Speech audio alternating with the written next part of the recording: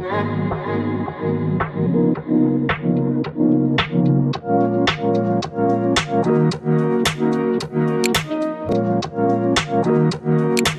I have a whole, I'll let you guys just sit back and listen to me run my mouth. It's my favorite thing to do.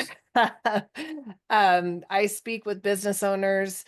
I work with a lot of coaches. I understand the pain points. I mean, I'm a coach myself, even as a business and wealth strategist. So I just kind of want to share with you a method that I had to come up with myself to build real wealth and not just revenue inside of my business. So I want to ask, because I think this is a common thing. Quick question. How many of you have had a fully booked month, client sessions back to back, and then you still end up and you're stressed about your money? Or maybe you've poured your heart into helping others Mm, transform and then only realize you're left depleted, not just energetically, but financially too. I mean, here's the truth. Most coaches are underpaid and overextended in the name of service. We're told to lead with heart, and that is beautiful. But what's also beautiful is being well paid for the mhm. transformations that you deliver. I created the Grow Method because I hit a ceiling in my own business and I was helping everyone but myself. So I was earning, but I wasn't building anything sustainable. And I realized a booked calendar doesn't equal a wealthy business. So I want to talk about how to fix that. Because here's the reality: 50% of Gen X women have no retirement savings. And among those who do, the average is less than $100,000. That's far from enough. And women are living longer, earning less, and carrying more caregiving responsibilities, which means we need more wealth planning, not less. Yet too many coaches have no exit strategy, no wealth building plan, and no real vision for life beyond their business. Retirement shouldn't mean burnout or scaling back to survive. It should mean freedom, choice, and security. So, grow isn't about your next client. It's about making sure the energy you pour into your business today becomes the financial foundation for the life you deserve tomorrow. It's about building a business that fuels your life, not one that drains it. So we're going to go through each one. G is for goals. Scale with intention. But the goals are not just how many clients you want or how much revenue you want to hit. I'm talking about wealth goals, asset goals, and sustainability. If your goal is to help people, that's noble. But if you're not including your financial well-being in that vision, you're building a mission and not a business. So most coaches are climbing mountains, more clients, more income. They should be building mountains, something that stands whether you're actively coaching or not. Here's the challenge.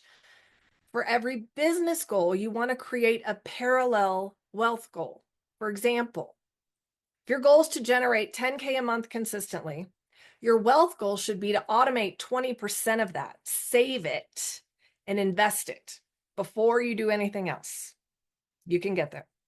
You'll start measuring your success not just by the money coming in, but by how much of that money is building something for your future. R is for revenue. This is where it gets real.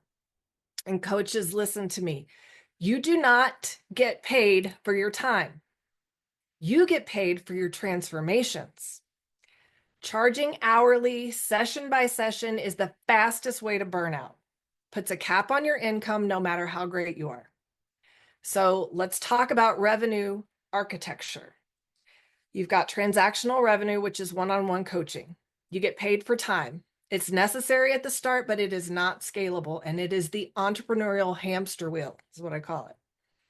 Leveraged revenue is when you can introduce group programs, courses, VIP days. You deliver once, but you get paid many times. And that's a wealth builder. And number 3 is passive revenue. That's digital products, affiliate offers, evergreen content. Your assets work and you get paid. And that is the ultimate goal. So one coach I worked with shifted from $150 sessions to a 6-week program at $1,000. Same value, same results, but way more income. And our clients showed up more powerfully. So identify one transformation that you deliver consistently, package it, and price it based on the outcome, not the time. We're on to O, for ownership. If your coaching business falls apart when you take a vacation, you don't own a business, you own a job with a flexible dress code. Ownership means building systems, creating intellectual property, and establishing financial infrastructure that operates with or without you. But even more importantly, it means embracing the mindset of a CEO. Too many coaches see their businesses as just a practice and not an enterprise. They believe they have to do everything themselves, and that belief keeps them trapped in a cycle of overworking and under-earning. You don't need to be an expert in everything, but you need to act like the leader of something bigger than you. And that means bringing in technology, hiring support, learning from mentors, and surrounding yourself with the advisors and strategists who can help you make decisions like a business owner and not just like a service provider. The mindset shift from I help people to I run a company that transforms lives changes everything. It empowers you to stop hustling for clients and start designing a business that grows with structure and profitability. So you have to own your delivery system and document that method and that process. You have to own your leads and marketing and be able to automate and delegate those systems. You have to own your money. You have to track your income and expenses and know your numbers, whether you like it or not. I had a coach who automated her intake, follow-up, and her review system to get testimonials, gave her back 8 hours a week, allowed her to enroll more clients without burning out. So you just need to identify one area that still depends 100% on you, but create or document a system that can replace you in that task. All right, stick with me. We're on W and grow. Wealth. Wealth is what you keep. It's what grows. It's what gives you choices. But let me be clear, wealth is not greed, it's agency. It's the power to say no to misaligned clients, yes to time off, and build the things that matter to you the most. There's no shame in wanting to make money. There's power in it. Because when we have wealth, we change everything around us. Families, communities, future generations. It doesn't change who you are. It amplifies the good you're already doing. This is why your income matters, not just for security, but for impact. Far too many coaches are great at helping others get results, but haven't set themselves up for retirement or financial freedom or even a cushion to step away. Here's what wealth building needs to look like for coaches: a tax strategy that helps you keep more of what you earn, a business model that supports profit and your purpose, and investments. You've got to look outside of your business at retirement accounts, investing in assets, building insurance that you can build wealth inside of. There's plenty of options. Another coach I know put a profit first system in place. She saved enough money to buy a duplex that she can now use as an investment property. That rent is giving her financial freedom that she didn't have before. So what I want you to do is take out your calendar, open it up, and schedule an appointment within the next 72 hours. Really, because otherwise this is just a pleasant conversation and you just listen to me talk for 20 minutes. I want you to schedule some time to sit down and go through it. G, goals that build your future, not just your schedule. R, revenue based on income and value-based offers. Ownership, thinking from going to self-employed to a CEO. And W, turning your coaching income into lasting wealth. You got into this work to help people. but you deserve a life that supports you too. And you can charge more, you can work less, and you can build wealth. So schedule it 90 minutes to work on your grow plan. And you'll write down one thing that you'll do for each part of that.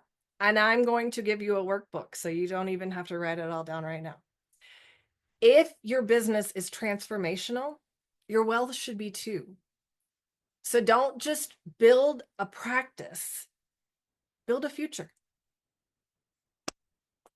And I'm open for questions. And I am going to put a link to a workbook in the chat because I do feel like this is a lot of information. It changes the way that you look at your business.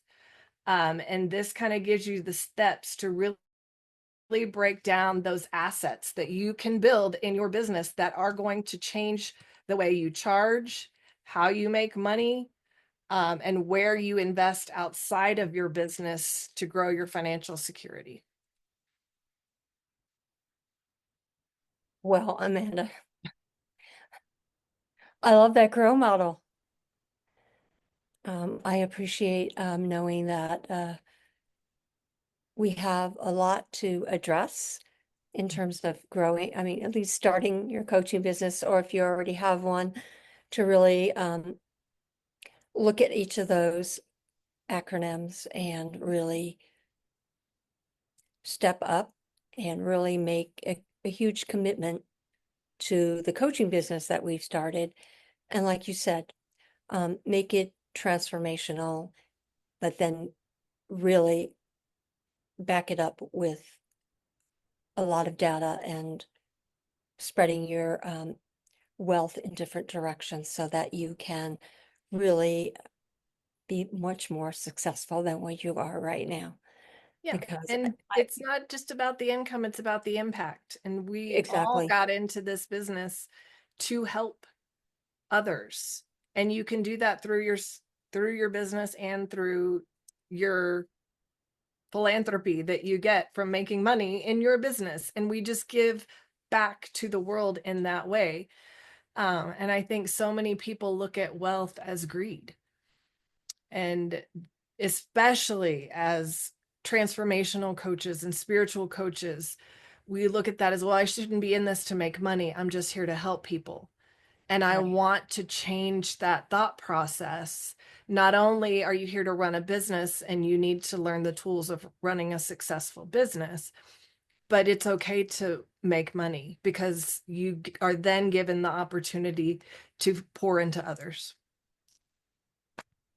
Exactly. And that's how you can leave your legacy as well, Mhm. is when you're growing your impact more sustainably and being able, like those examples that you shared, where just making a few tweaks in one area made a significant difference in like their outcome. So seeing more clients. So we're just being able to have more free time Yeah, to breathe. really Go do. to the bathroom in between. I had that problem And for what's a long that? time. I Go to don't know the what that is because bathroom. as a speech pathologist, you just never in Back the to school back to back systems. to back. I know that is so true. So you also have a VIP gift that I like you to mention because that is will be sent to the VIPs who have registered for those Yes. gifts. I don't remember if I gave away my course or my group. I think it was the course. I have an investing 101 course. When I talked about that investing outside of your business, Mhm. I'm a self-employed person. I don't have a 401k. I don't have an employer contributing to my retirement plan. Things don't work like they did for my parents. And so I had to go about finding ways to save for retirement, whatever that means to you. I don't plan to retire, but that's another thing. I got into real estate investing on accident. I learned about it. I loved it, but that can't be the sole way that I make money. There's changes that happen all the time. I don't love the stock market. So I went in search of learning everything I could about wealth building opportunities. And I learned so much. And I started like shouting it from the rooftops. I was like, hey guys, nobody taught us this stuff. Did you know you could do this and you can make money? And so I have all these ways outside of just go get a 401k or a self-directed IRA or whatever, because, no offense, but financial planners are paid a commission on the product that they sell. Mhm. So do they truly have your best long-term interests at heart? I mean, I went to my financial advisor and said, "Hey, I really like real estate and banking and life insurance. How do I transition some of my funds into that?" And she was like, "Oh, no, no, no, don't do that." Of course she did. She doesn't get paid if I do that. So I do not sell any financial products. I want to educate and inform on every option that you have, whether Mm. you have $100 or $1 million to invest. There is a way for you to get started in something that you feel comfortable with. You understand the risk. You understand what kind of liquidity you're going to have. We start at the basics of vocabulary because it does seem really overwhelming, and women in particular are very underconfident. We're 25% more likely to say, "I don't know," when someone asks us a question about our finances. So I am extremely passionate. I do have that investing one-on-one course, and I want women to step up, to step into their power, to learn more. Education and intimidation have an inverse relationship. So we're going to learn it together. And then you get to decide what works for you, what works for your values and your timeline. All of that's been very profound, and I'm so glad that you're here to really share the intricacies of building a company and doing it in such a way that you can not only attract the clients more consistently and sustainably, but that you are building in like those programs and Mhm. other things that really free up your time. Yep, that's the key. So thank you so much for being here.